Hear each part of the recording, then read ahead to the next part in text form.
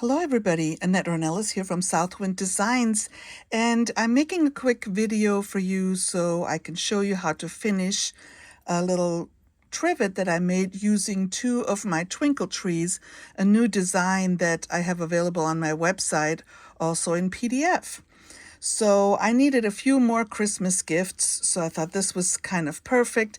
The twinkle trees actually have three different sizes in there. One of them is a 6.5-inch square, and that is what I used to make these little trees to make this trivet. So once you've made the trees, it looks like this, and they're not top stitched yet. And then I just used some 2-inch strips on the short side. So there's 2 by 6.5-inch strips, and these are 2.5-inch strips on the top and bottom. The long strips, they are actually 2.5 inches by 17, I believe. But you can just, if you don't want to measure the strip, you could probably, for this size, just sew it and then trim it later. So let me show you how I get started doing these little trees. The first thing I do is I use certain threads that kind of work for everything. So this thread right here is one of the greens, and I think it works pretty much for all the greens, so I don't have to switch threads constantly. And then I also have this one, which is sort of a beige thread, and I'm not going to use a brown because the seam allowance here on the brown tree trunk is basically tucked under. It's pressed to the tree trunk, so there's really no brown needed. And I'm going to start doing one of the trees, and I'm starting right here at the top. And at this point, I don't even have any backing on there, just a piece of Insole Bright because I am going to use it on my table as a trivet. So I thought it'd be kind of good to have a little bit of that Insole Bright that helps with the heat distribution so my table doesn't get too much heat. Okay, so you kind of stitch in place for a few stitches, and then you go right along that trunk and all the way to around to the outside. Every time you pivot, you want to make sure that your needle is in the fabric. That helps you stay accurate. And as you're sewing, I'm actually kind of pulling the fabric apart. And you could do this with a walking foot, but for a small project like that, you may not need it.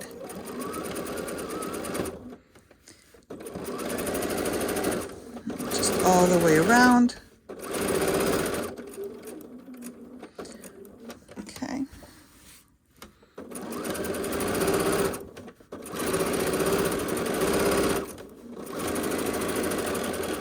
This kind of sets and locks the tree in.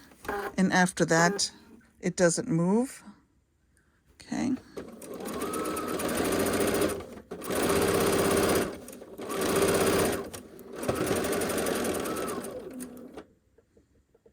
One more stitch and sink the needle, turn around.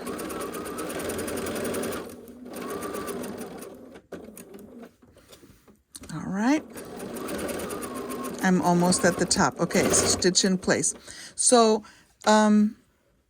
if you didn't want to do anything else, you could just stitch around here and maybe do a couple more lines and you could be done. You won't have to top stitch anything else. You don't even have to do the curves, top stitch the curves, but I kind of like the way the curves look. So I'm going to switch my thread and I'll be right back. Okay, so here I am back with a different thread color. I put that medium green in, and I'm going to start stitching here on the green. So the first lines I'm going to do each time I'm going to do a row is always the bottom one to lock everything in. And if you don't want to back stitch, you could just start stitching before the corner. And as you go to the corner, let me see if I can make this a little more obvious. I'm like right here at the edge of this corner. Oops. And then I'm going to turn. So I'm going to pull that thread out of the way, and I've turned around, and now I'm going to go right down the line. Let me adjust this camera down. Okay, so as before, I'm kind of pulling this apart. That keeps it from getting wrinkled. And as I get to that other edge here, I'm going to stop pivot, and I'm going to peel back the top layer of the dimensional part of the triangle as far as it wants to go. Now you could use a stiletto if you want, if that helps. I think it'll help you to see where I'm stitching. And so I'm going almost to the top, but not quite. And then I'm going to pivot and pull the other side of the dimensional triangle over, and I'm pulling my needle out and back down, and then I'm just going to stitch a few stitches.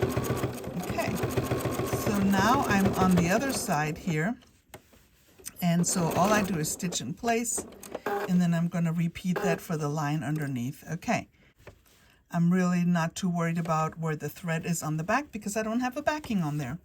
So I've done a few stitches, pull the extra threads out of the way, stitch, and as I'm getting closer to the safety pin, I pull that out, of course. Just go nice and slow because there's a lot of bulk here with that insole bright. It has that kind of a metally inside core. Okay, so turn again, peel back. This is now the darker triangle, but I think that green still works, and so that'll save me from having to switch threads too often. Okay, so I'm turning down here along the seam line, and here is my next dimensional triangle. I'm going to do just as before, stitching on the outside of the original fold, pivot, one extra, pull out my needle. You can hand walk that extra stitch. Okay, and I'm going right along to the corner, stitch in place, and I'm going to do the same thing here as I've done before. Just take a couple extra stitches and pivot, go to the other side.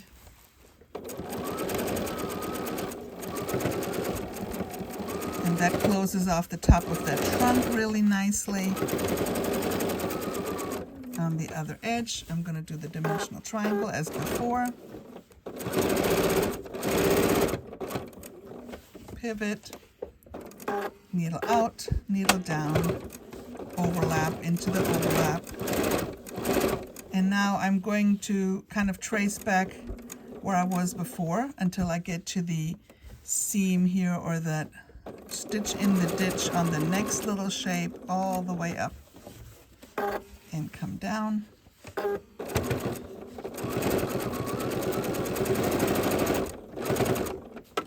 Next one, go up, turn, peel back, smooth it out, go around, and I'm back where I started. Okay, so everything is done. What do you think? All I have to do is clip the threads. And that is easy, easy. You might wonder why I did not put a backing on there right away. These gifts are meant to be quick for me, so binding wasn't an option in my mind. Even machine binding takes longer. The easiest way is to do a quick turn. And when you do a quick turn, sometimes things shift after you do the top stitching if you have to do more than just a few lines. So what I like to do, the intricate stitching part, is just on the insole bright, as you can see. I don't know if you can see that. And let me zoom back out a little bit. So the intricate stitching is just on the insole bright, and then once I have my trees done, I'm going to trim up the sides, and I'm going to do a quick turn, and I'm going to leave either a space open at the edges here or at the bottom. I don't know yet. It just all depends on, I think it'll probably be easier to turn if I go in the middle of one of the longer sides. And then once I stitch around it, once I trim this up, I'm going to put it face down on the backing, which these are the backing pieces I chose. Why the same? Well, it'll hide my stitches very nicely, so I don't have to be so accurate. Okay, so let me do the other tree, and I will put this together and show you a finished picture. All right, that is all for today. You guys have a very Merry Christmas, Happy Holidays, and I hope you have a wonderful New Year as well. Bye.